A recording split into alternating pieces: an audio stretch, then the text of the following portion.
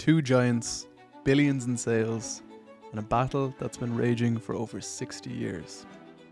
McDonald's and Burger King are two of the most recognizable brands in the world and have been fighting for dominance in the fast food industry for decades. But which one is truly the king of burgers? And most importantly, how much has their competition shaped them into the giants they are today? The rivalry between McDonald's and Burger King didn't start overnight. It began in the 1940s and 50s, when both companies emerged with very different approaches to fast food.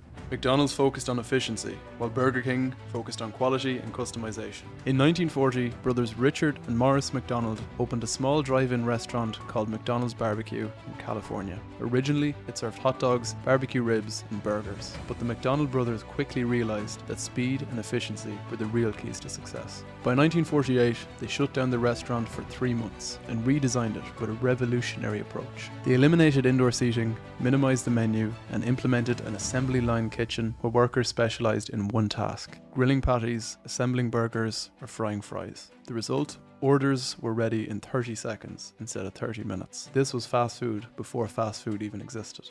In the early 1950s, their single restaurant was making $350,000 per year, the equivalent of $3.8 million today. Their success caught the attention of Ray Kroc, traveling salesman selling milkshake machines. Kroc saw the potential and convinced the brothers to let him franchise McDonald's nationwide. In 1955, Ray Kroc opened the first McDonald's franchise in Illinois and aggressively expanded, eventually buying out the McDonald's brothers in 1961 for $2.7 million, about $26 million in today's money.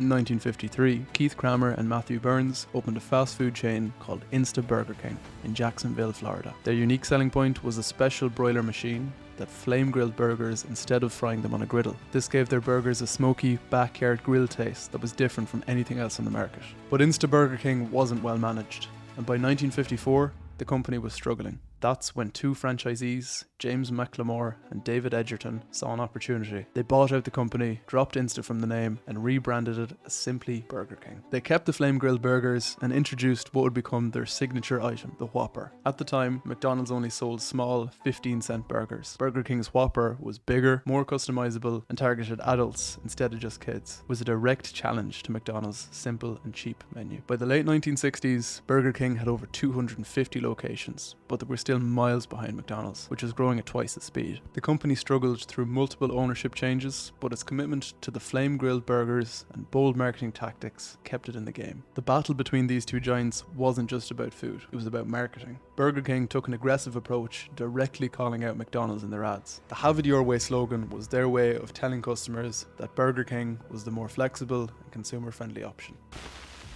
May I help you, sir? If I wanted a Whopper and asked you to hold the pickles and hold the lettuce, would I get to hear you sing? No, sir. You'd get to hear us sing.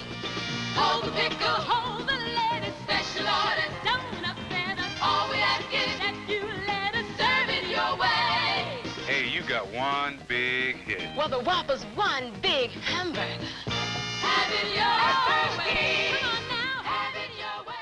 So since Burger King were behind McDonald's in almost every metric, from sales to locations and number of employees, how did they attempt to outcompete their rivals? In 2018, Burger King launched what might be one of the smartest and most savage marketing campaigns in history: the Whopper Detour. Burger King's app detected when a user was within 600 feet of a McDonald's. If they opened the app near a McDonald's location, they would get a pop-up coupon, allowing them to order a Whopper for just 1 cent, but only if they ordered through the Burger King app. This wasn't just a discount, it was a psychological masterstroke. First, it got people to download the Burger King app, with over 1.5 million downloads, getting it to the top of the App Store. Second, it forced McDonald's customers to actively think about Burger King while standing inside a McDonald's. Third, it drove app engagement through the roof, increasing Burger King's mobile orders by 300%, and most importantly, it made headlines worldwide. McDonald's had no direct response. They were caught off guard. The Whopper Detour campaign was brilliant guerrilla marketing, turning McDonald's restaurants into Burger King's playground.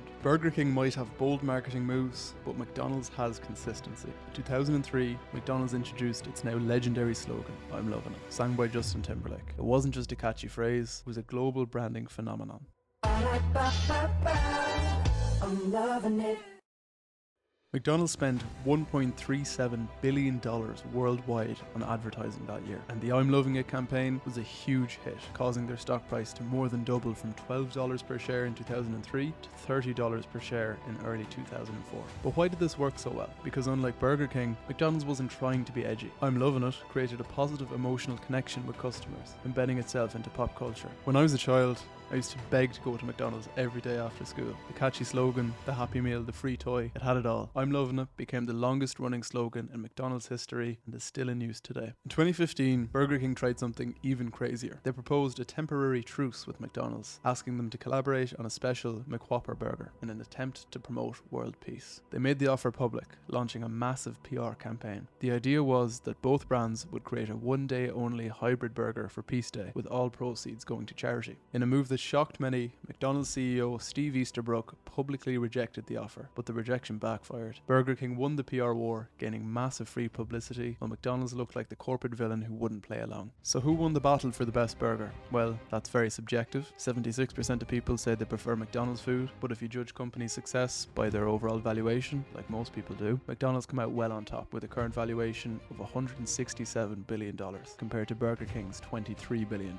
Without Burger King, McDonald's wouldn't be as dominant as it is today, and without McDonald's, Burger King wouldn't have had a reason to keep improving. Competition forces innovation, pushes businesses to be better, and ultimately benefits the consumer. McDonald's and Burger King might be rivals, but they need each other, and in this battle of burgers, the real winner is us, who want the best burgers for the cheapest prices. If you found this video insightful and would like to see more, click here to watch a similar video to this one, and subscribe as we upload a new video every week.